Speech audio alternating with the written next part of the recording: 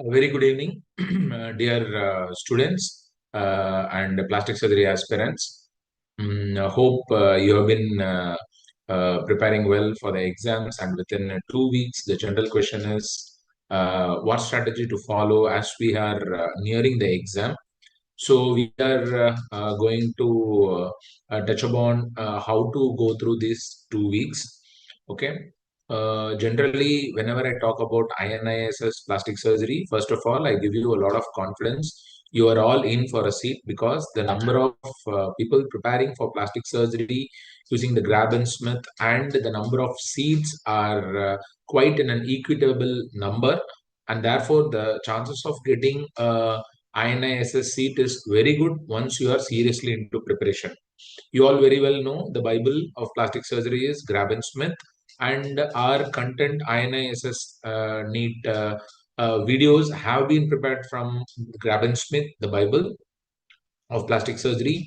It has been curated to a level that the key concepts and the important chapters are covered in detail. Your previous batches also have shared that when we go through the videos, it's just like what's found in the book, and it reinforces and reiterates the basic concepts in plastic surgery.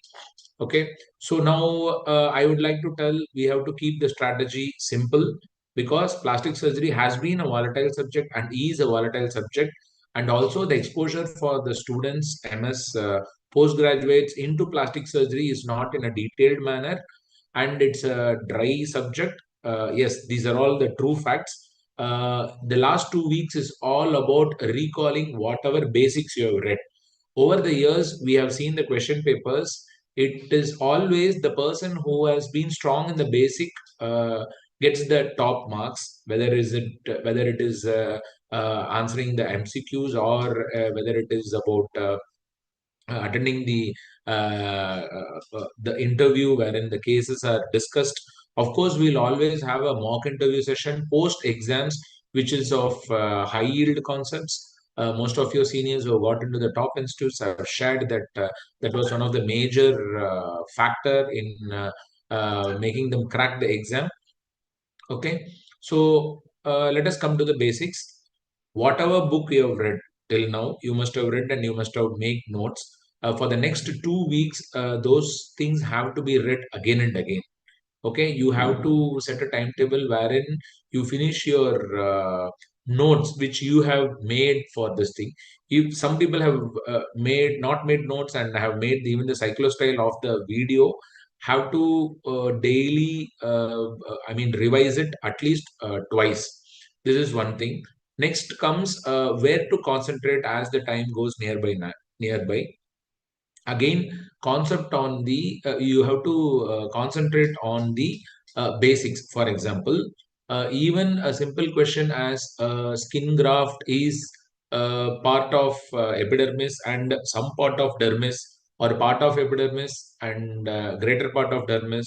Such words are the tricks. Therefore, while reading again, stop and think over what is there in the points. Okay, because it is not SS NEET, it is INI SS. So for INI SS, it is they are going to play around with words and again go through the basics. Okay.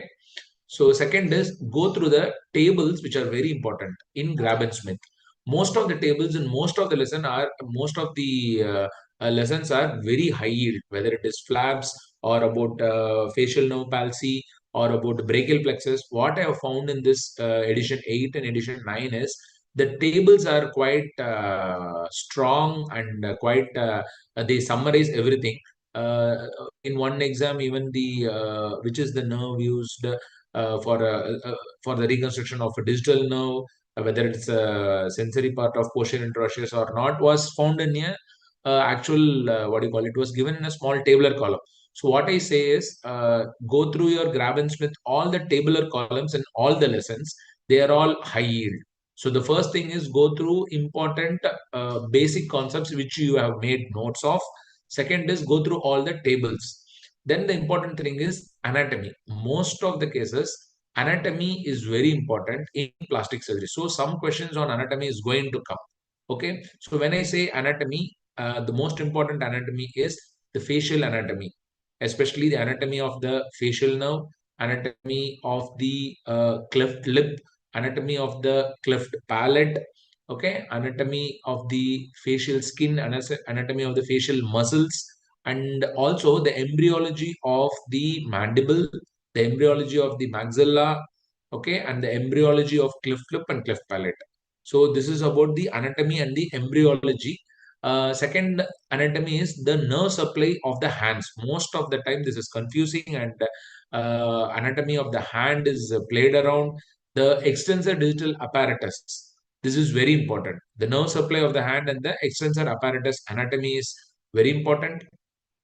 Okay, followed which is brachial plexus anatomy.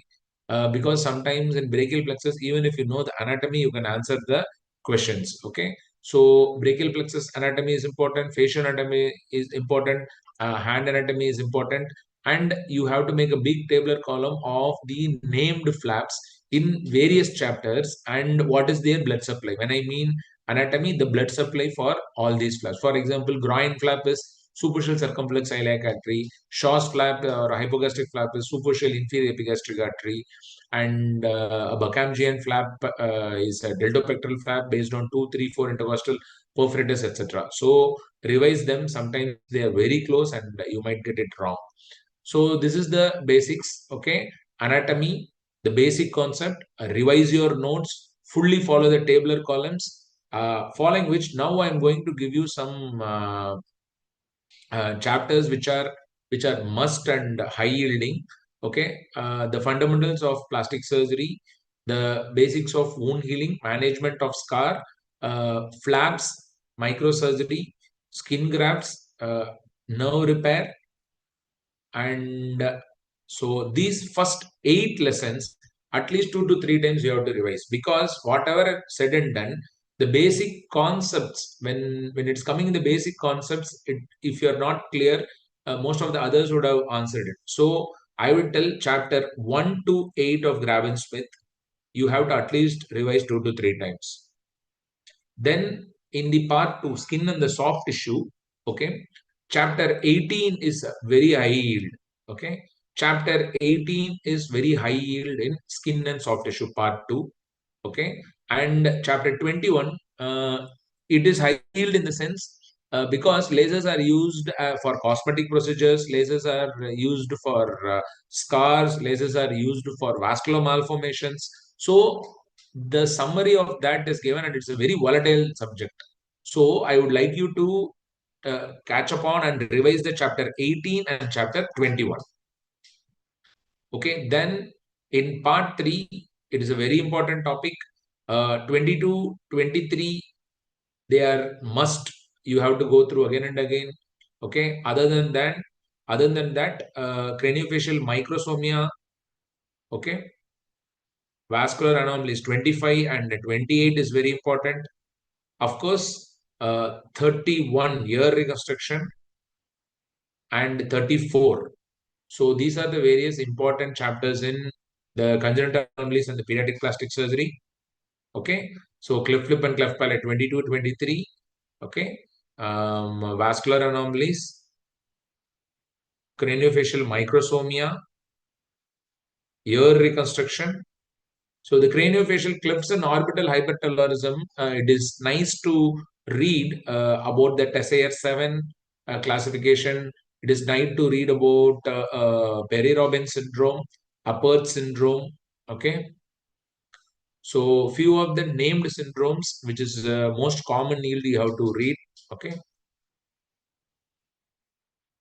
In head and neck reconstruction, the main thing is facial palsy, mandible reconstruction. These two are most often asked. Scalp reconstruction of the late, some questions are very tricky. Okay. So I would say 40, 41, 42. Lip, facial palsy, mandible reconstruction, and the scalp reconstruction are high yielding in head and neck chapter. In aesthetic surgery, I would say more than the procedures, it is the anatomy which is very important. The anatomy of the eyelid, the anatomy of the facial muscles, the various layers of the facial muscles. It is very important. They don't concentrate much on rhinoplasty, though you need to know the anatomy of the nose and the various topics on rhinoplasty. Okay, so you need to read dermal toxin and and 46 facial rejuvenation and skin resurfacing. That is very favored, especially fractional photocoagulation is asked again and again. So in aesthetic surgery, I would say the 46, 48, okay, 53 and 51. Of course, aesthetic rhinoplasty, they're all very important, and hair restoration is very important. So these concepts are very high yielding in the aesthetic chapter.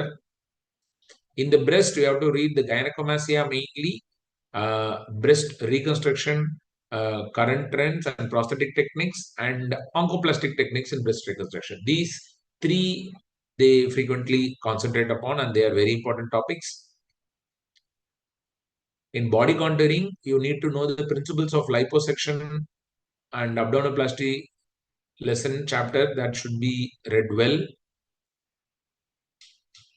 In hand, the main concentration should be on the anatomy. Okay, the anatomy of the hand is very important. Okay, followed by the flexor and the extensor tendon repairs. Okay, the various tendon transfers. Okay, the name of the various tendon transfers and where are they transferred to, that is very important. Replantation, thumb reconstruction, deputerence is very important. Congenital anomalies of the hand, it's a very high yielding topic. Rheumatoid arthritis is also high yielding topic. Okay, therefore, in again, I would say in what do you call in hand, anatomy of the hand infections. Okay, compressive neuropathies because it's nerve, flexor and the extensor tendons, thumb reconstruction, deputerence, replantation, congenital anomalies of hand. These are all very high yielding.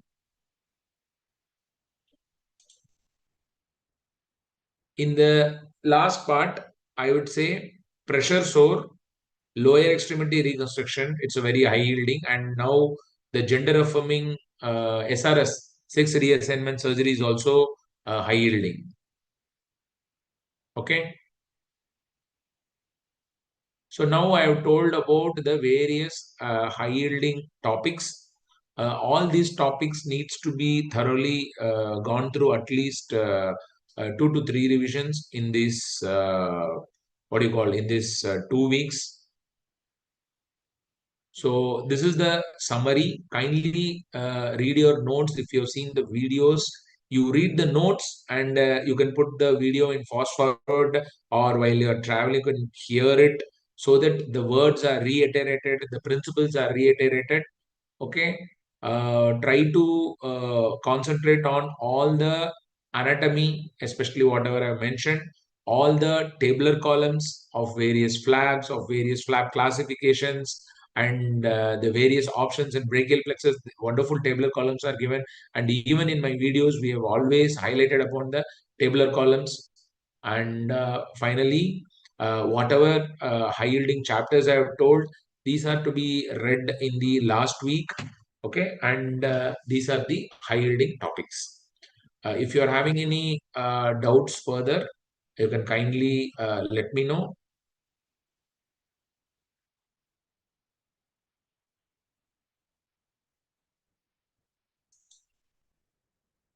You can put up your questions in the chat box.